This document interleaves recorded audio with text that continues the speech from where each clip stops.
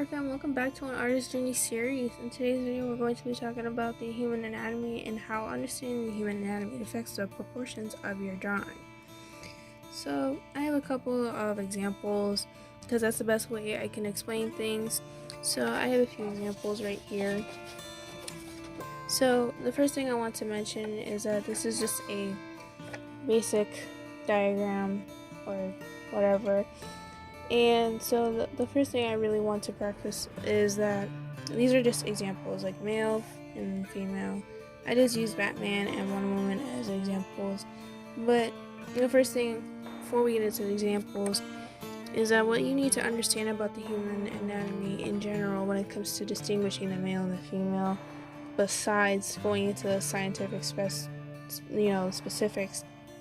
But we're trying to incorporate the little bit of science aspect when it comes to we're trying to incorporate science aspects into the art world. We're not going into the nitty-gritty of the science, but just in general, when you're creating a character, for instance, there's a lot of things you need to consider, right, when it comes to drawing these characters. Is for one, the style of the drawing.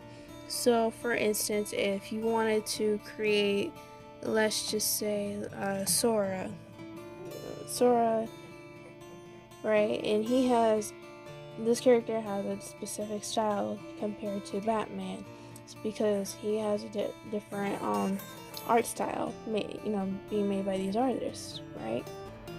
But despite the fact that these are different styles of artwork, it doesn't take away the fact that Sora is still a male, and then compared to Batman, like, just because Batman has a different physical shape than Sora does not mean that Sora is not a male. It's just that he has a different style. He's a different style of artwork. Style of artwork. Okay. So, and that goes for the same thing for the. Actually, I'm gonna be really honest with you. When it comes to the females in the art world, to break it down to you, like, everything is exaggerated when it comes to the female body. Everything is exaggerated to some extent. It doesn't matter what art style, if it's realistic or cartoon, it does not matter. And just in my opinion, I don't know. Let me know in the comment section down below if you kind of agree with me in some aspects, but that's just what I think. The second thing is this right here. I know this looks like a mess, but in this example is right here, right? So we have the eyes, nose, mouth, feet, and hands. Those are applicable to both the male and female. So if you were to draw these alone, exclusively, without emphasizing the other physical body parts, as far as, like, maybe like the jaw, the jaw shape, or you know what I mean. So, like, if you wanted to, like, draw these exclusively, you would not be able to tell if they're female, well, either female or male, genders. So another thing too I want to mention is that if you're having trouble understanding this video, I would highly recommend you watching the proportions video after this video, because in that video I mentioned that proportion is relative to the style of the artwork, and how proportions affect the style of the artwork, and that alongside affects the anatomy. So the eye of an anatomy, the anatomy of an eye, in a realistic drawing is different than the anatomy of an eye in a cartoon drawing. That's what I was trying to mention in the proportions video. And so also, if you really want to see some more examples of what I'm mentioning right now, is if you want to, again, watch the proportions video, watch one of the Draw With Me videos, and also watch the importance of guidelines, because I think in one of those videos, in one of my earlier videos, I drew the male and female facial structure to emphasize the importance of balance and evenness in the drawing. So, but just going back a little bit to what I said earlier about if you just draw these features exclusively without any other factors into the drawing, I'm calling it factors, yeah. So I have an example which is under, not this one, right? I'll turn this over right here. So I have a couple examples. So we have the eyes and the nose is right here. So comment down below. Can you tell?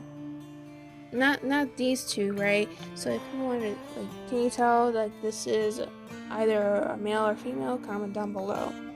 Can you tell? Again, this is a realistic drawing, right? But let's go to a cartoon drawing, for instance, right? Let's ignore this right here. Can you tell if this is a female eye in a cartoon world or if this is a male eye in a cartoon world? Comment down below. Same thing for the noses right here. Can you tell that the realistic drawing is a female nose or a male nose? And the same thing for the cartoon nose. Can you tell if this is a male or female nose? Is what I'm trying to tell you, or I'm trying to ask you. Comment down below. And basically, this is like my point that I'm trying to tell you, is that you need to have other factors when it comes to your drawing. So if I wanted to, for instance, if I wanted to make this eye into a female cartoon eye, I would probably have to have some sort of I would have to have some eyelashes, right? Actually, that's terrible. That don't look right. I put a realistic eyelashes on a cartoon eye. I have to put like something like this.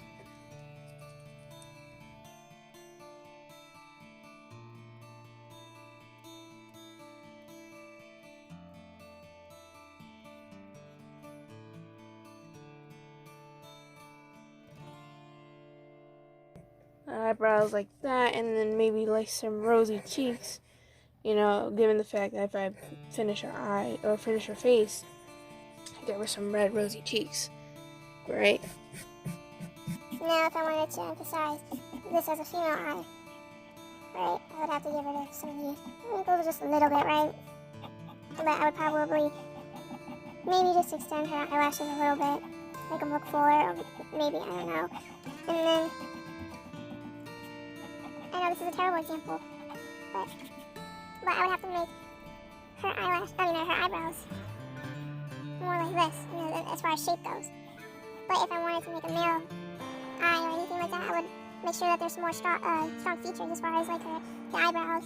Like, I would not make the eyebrows. If I wanted to emphasize that this is a female eye, I'll make sure that it's, you know, feminine. You know, the eyebrows are feminine. And if I wanted to make it a male, it would be much more downwards, like going in this direction. You know, I mean, not angrily, like it's not an angry eyebrow or anything like that. But and then I would make the eye just a little bit less almond-like, in my opinion. Now, if I really wanted to distinguish the nose, whether it's a male or female, I would have to emphasize the other features around the face if it's a male or female.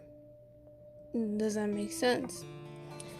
So I would just suggest compare like some examples, like even just my examples, like Draw With Me series, like look at Markiplier, look at I Has Cup, like, and you know, just look for yourself, you know what I mean, like what distinguishes them from the male and female, and you know what I mean, like as far as like their facial structure goes, you know, that'll give you a better idea. I would also recommend I would also recommend like looking at, you know, just any type of female characters, and you know, maybe even like video games, like, and you know, video games are very, you know, popular and stuff like that. So what distinguishes a male and female character in a video game? Again, keep in mind that the male figure, sometimes like when it comes to the gender specificities between the male and female, sometimes, again, it is emphasized. So if you see like for instance, a character in a video game, male and female, obviously you're gonna see that the male has probably more muscles if they give you the option to put more muscles on him. you know, because there's some games that give you leeway when it comes to like changing the character. Also, I would also recommend like, because there's a game that you can actually like play and all that, and I think it's like The Sims 4. And that's another perfect example, right? For instance, like like, you know how in art schools where they teach you in and I think it's more in college, right? And they have like those models that come in, and whatever the model is, it's like, it's, you know, probably like a different model and whatnot, and so you basically have to draw those models. And so the whole premise of those lessons is to understand that there's different body types and different, you know, whether it's male or female. So that is another example that I'm trying to make in this video. And so even if you're not in, you know, art and not in art college, like, I don't know, watch some like Sims videos or whatever, you know, and or if you know the Sims game in general, like I used to play that back when I was younger. And you can customize the male and female bodies. That's another perfect example. I hope I don't get monetized when it comes to making these references, but they're just more for the purpose of understanding art in general. As I mentioned in the proportions video, proportion is relevant to the style of the artwork, and so does the anatomy. This is just, I guess you could say that this is just a more in-depth when it comes to proportions, but I was just making it more generic and talking about the actual style of the whatever that proportion is. Like, for instance, like these two examples. But I was just talking about in this video, the whole purpose of this video is just understanding the differences in anatomy when it comes to the genders. And so that, yeah, like this is like a subtype of the proportions video. So I hope you guys can understand this video. This is a little bit complicated as far as like I understand why most of that the whole catchphrase is like, you can't teach art, like art is very hard to teach, and it is, you know, because everything is relative. There's always exceptions to the rule. There's different rules when it comes to the styles of art. And later in my artist journey series, I will be helping you in developing when it comes to like finding your style of artwork, you know, and I'll teach you on how to find your own style of artwork. I can't wait till that video comes up in the later future. I don't know when, because I have to look at my my little checklist of the videos that I came up with, and I have to see where we're at. So be on the lookout for that video, because that is nothing compared to like these videos. And if you find these videos, again, like once again, most people are at different stages of when it comes to the artist journey, but I'm starting, you know, slow in regards to, you know what, let me just start off somewhere where everybody can relate to first, you know what I mean? Because you guys, everybody's at a different stage of art, and I would just rather, you know, start from the beginning, because that's not what I was taught, you know, as far as in my artist journey. You know, when you go to like art schools and they teach you, like they just like throw you in and be like, yep, this is how you shade, this is how you shade, this is how you know. So that's why, you know, this is, you know, this is the way that this is because this is something that I was never taught. Like, you will not find like what the information that I'm giving you to you is that, yes, like I'm teaching you the fundamentals of artwork, and I'm giving you the tools that I learned in my school years. As far as in my high school, I'm not, you know, I didn't learn these in college yet. Yeah, so because they're just gonna basically teach you the same thing as you would in high school, and that, you know, it's just kind of like, I mean, I don't know. Comment down below if, you know, if you think otherwise. That if my explanation is similar to the what you're traditionally taught. And yes, I know that these examples and lessons are, yes, from the traditional aspect of what our teachers will teach you, but the difference between my lessons is that I'm trying to give a general explanation to different routes of artwork. This can be applied to digital art. This can be applied to, portrait drawing or realism. This can be applied to anime drawings. You know what I mean? And so that's the whole premise of this artist journey series, is that you can take these videos and learn from something from these videos and then try to interpret it, in your own way, so that way you can follow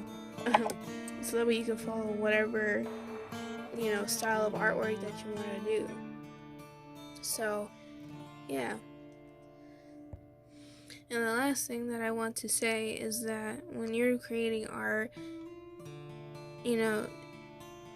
art is the the whole saying, beauty is the eye of the beholder. So yeah, beauty is the eye of the beholder. Not everybody likes portrait drawings. Not everybody likes a specific style of drawing. They just might be into different types of artwork. These lessons also even apply to 3D art. And so beauty is the eye of the beholder. So just remember that too when it comes to artwork. Because I seen examples like in my school, they emphasize a lot of realism, and and I'm just sitting there thinking to myself, like, well, yeah, I mean, I know that's part of their curriculum, but what if some students, I met some students in there that just focus on cartoon or anime drawings, but what ends up happening is that, at least for me, in my opinion, if I was if I was doing any other specific drawing, because what ends up happening is that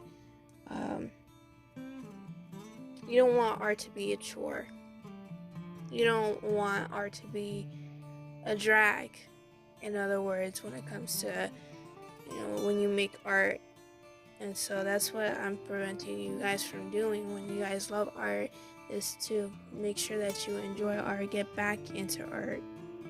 But I'm not telling you to do a specific style. You can do realism, you can do anime, cartoon. I'm just providing just a little bit of both, both worlds. So yeah, I hope you guys really enjoyed this video.